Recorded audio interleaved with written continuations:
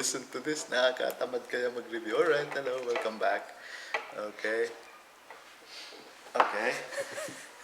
A while ago, maybe you couldn't see me. Alright, hello, welcome back.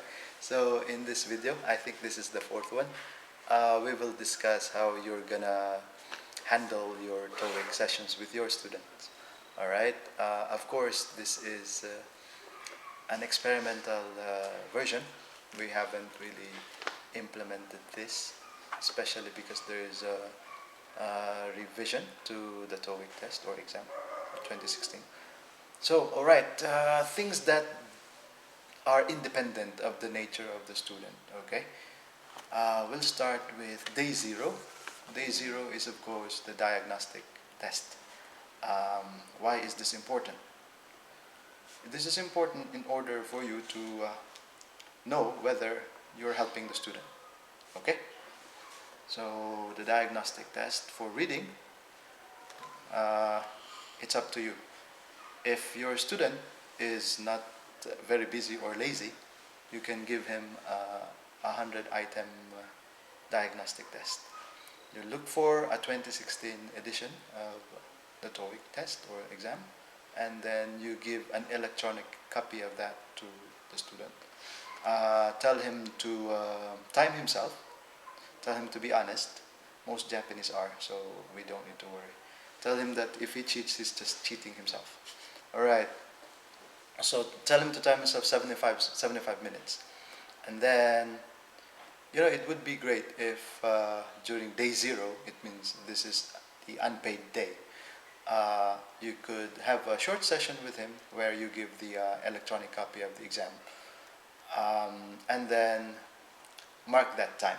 After 75 minutes, you call him again for the result or for his answers, the electronic copy. Tell him, of course, to type it so that it's easy to send to you. Okay? If your student is very busy or doesn't have enough time to do that, maybe you can give the bridge version, half of it, 50 items.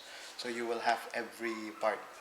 For example, part 5 has 30 questions, just give 15, and then 8 for part 6, and 27 for part 7.